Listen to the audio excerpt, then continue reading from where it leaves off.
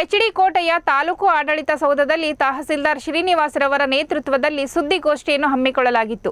ಈ ಸುದ್ದಿಗೋಷ್ಠಿ ಉದ್ದೇಶಿಸಿ ಮಾತನಾಡಿದ ತಹಸೀಲ್ದಾರ್ ಶ್ರೀನಿವಾಸ್, ಸರ್ಕಾರದ ವತಿಯಿಂದ ಬಡವರಿಗೆ ಮತ್ತು ರೈತರಿಗೆ ಅನುಕೂಲಗಳನ್ನು ಪೌತಿ ಖಾತೆ ಆಂದೋಲನ ನಡೆಸಲಾಗುತ್ತಿದ್ದು, ಈ ಹಿನ್ನೆಲೆ ನಮ್ಮ ಕಂದಾಯ ಇಲಾಖೆಯ ಅಧಿಕಾರಿಗಳು ಪ್ರತಿ ಗ್ರಾಮಕ್ಕೂ ಭೇಟಿ ನೀಡಲಿದ್ದು ಪೌತಿ ಖಾತೆ ಸಲುವಾಗಿ ಕಾರ್ಯನಿರ್ವಹಿಸಲಿದ್ದಾರೆ. ಇದರ ಸದುಪಯೋಗ ಪಡೆದುಕೊಂಡು ತಮ್ಮ ತಮ್ಮ ಜಮೀನಿಗೆ ಸಂಬಂಧಿಸಿದ ದಾಖಲೆಗಳನ್ನು ಸರಿಪಡಿಸಿಕೊಳ್ಳಬೇಕು ಎಂದರು. ತಾಲೂಕಿನಲ್ಲಿ 5434 ಪ್ರಕರಣಗಳಲ್ಲಿ ಪೌತಿ ಖಾತೆ ಆಗಿರುವುದಿಲ್ಲ.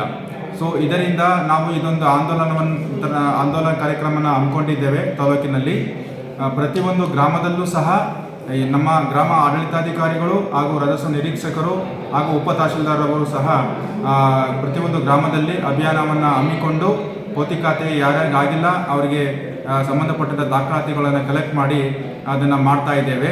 ಇದು ಫ್ರೀ ಆಫ್ ಕಾಸ್ಟ್ ಆಗಿರ್ತದೆ. ಇದಕ್ಕೆ ಯಾವುದೇ ಶುಲ್ಕವನ್ನು ಕೊಡುವಂಥ ಅವಕಾಶ ಇರುವುದಿಲ್ಲ.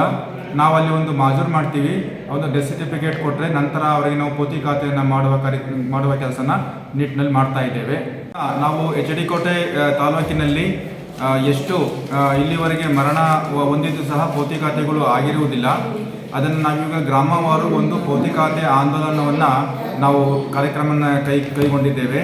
ಪ್ರತಿ ಗ್ರಾಮದಲ್ಲೂ ಸಹ ಪೌತಿ ಖಾತೆಗೆ ಸಂಬಂಧಪಟ್ಟಂತಹ ಎಲ್ಲ ದಾಖಲಾತಿಗಳನ್ನು ನಮ್ಮ ಗ್ರಾಮ ಆಡಳಿತಾಧಿಕಾರಿಗಳು ಮತ್ತು ರಾಜಸ್ವ ನಿರೀಕ್ಷಕರು ಕಲೆಕ್ಟ್ ಮಾಡ್ತಾ ಇದ್ದಾರೆ. ಹಾಗಾಗಿ ಜನರಲ್ಲಿ ಒಂದು ಮನವಿ, ನಿಮ್ಮ ಯಾರ್ಯಾರು ಸಹ ಇಲ್ಲಿವರೆಗೆ ಪೌತಿ ಖಾತೆ ಮಾಡಿಸ್ಕೊಂಡಿಲ್ಲ ಅವರೆಲ್ಲ ಪೌತಿ ಖಾತೆಗೆ ಅರ್ಜಿಯನ್ನು ಮತ್ತು ಅದಕ್ಕೆ ಸಂಬಂಧಿತ ದಾಖಲಾತಿಗಳನ್ನು ನಮ್ಮ VA ಅವರಿಗೆ ಕೊಟ್ಟು ನಿಮ್ಮ ಪೌತಿ ಖಾತೆನ ಮಾಡಿಸ್ಕೋಬೇಕಾಗಿ ನಾನು ಈ ಮೂಲಕ ಎಲ್ಲರೂ ಸಹ ನಾನು ವಿನಂತಿಸ್ಕೊಳ್ತೇನೆ.